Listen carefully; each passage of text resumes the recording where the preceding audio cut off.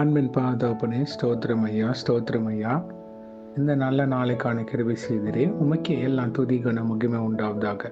கர்த்தாதி கர்த்தாவே, உமக்கே எல்லாம் துதி கன மகிமை உண்டாவதாக. ராஜாதி ராஜாவே, ஏசு ராஜாவே, உமக்கே எல்லாம் துதி கன மகிமை உண்டாவதாக. கர்த்தாவே, இந்த வசனத்தை வைத்து நாங்கள் ஜெபிக்கிறப்போ எங்கள் ஒவ்வொருத்தரையும் நீங்கள் ஆளுகை செய்யுமாறு தாழ்த்தி கேட்கிறோம். கர்த்தாவே, சங்கீதம் 126:5.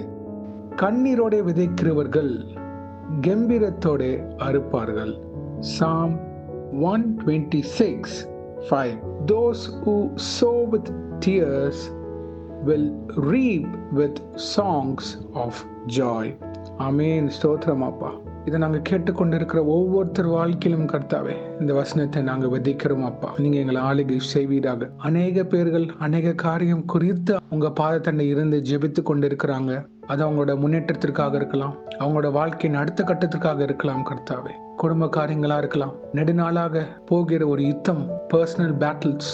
இந்த சிச்சுவேஷன் கர்த்தர் கொஞ்சம் மாத்திட்டா நான் கொஞ்சம் ஏதோ நடந்தாது போயிடுவேன், தாண்டியாவது போயிடுவேன், ஆனா ஒண்ணுமே முடியல.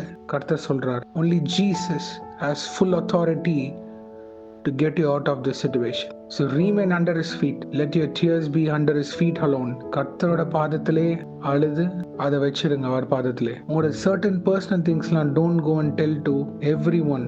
ஒரு சில spiritual brothers sisters ஆண்டவர் கொடுத்திருப்பார், அவங்க கிட்ட ஷேர் பண்ணணும்னு இருந்தா நீங்க ஷேர் பண்ணலாம். ஆனா உங்களோட பர்சனல் காரியங்கள், ரொம்ப பர்சனல் காரியங்கள்லாம் நீங்க ஆண்டவர் பாதத்துல வைக்கிறது நல்லது. ஏன்னா அவரு தான் உங்களுக்கு ஒரு பெரிய அறுவடை தரப்படுறார். உங்களுக்காக பாரப்பட்டு ஜெபிக்கிறவங்க கிட்ட நீங்க ஒரு சில காரியங்கள் சொல்லலாம், தப்பு இல்லை. ஆனா எதுவாக இருந்தாலும் எல்லா ஜெபத்தை கேட்டு பதில் தருவார் இயேசு ஒருவரே. ஆமென். Thank you Jesus. என்னோட வேலை காரியத்துல நான் ஆண்டர் ஏதாவது பண்ணணும்னு எதிர்பார்த்து கொண்டு இருக்கிறேன். என் ஊழியத்தின் எல்லைகளை கர்த்தர் விரிவாக்கி தரணும், பெரிதாக்கி தரணும், இன்னும் ஆத்மா அறுவடை கர்த்தர் எனக்கு தரணும் அப்படின்றவங்களுக்கு, என்னோட தொழில கர்த்தர் ஒரு முன்னேற்றம் தரணும், நான் கர்த்தருக்காக நிறைய காரியங்கள் செய்யணும், நிறைய காரியங்களை உதவணும் அப்படின்றவங்களுக்கு, அநேக பேர் அவங்க வேலை ஸ்தலத்துல ஒரு முன்னேற்றத்திற்காக எதிர்பார்த்து கொண்டு இருக்கிறாங்க. இவங்க எல்லாரும் ஆம் கர்த்தர் உங்க பாதத்தண்டில் இருந்து உண்மையா மொத்தமாக இருக்கிற ஒவ்வொருத்தரையும் நீங்க உயர்த்து போவதுக்காக ஸ்தோத்திரம். வசனம் தெளிவா சொல்லுது, கண்ணீரோட விதைக்கிறவர்கள் கம்பீரத்தோட அறுப்பார்கள். பரலோக ராஜ்யத்துல நீங்க விதைக்கிறப்போ He will give you a reaping far beyond your understanding. கர்த்தர் கொடுக்கிற அறுவடை நீங்க எதிர்பார்த்ததுக்கு மேலாக இருக்கும். You cannot put a timeline for it because Jesus தான் அதை கண்ட்ரோல் பண்றார். The Heavenly Father holds everything and He knows when to give you according to His time. நம்ம நினைக்கலாம் ஆண்டவர் இன்னைக்கு செஞ்சா நல்லா இருக்குமே அப்படின்னு.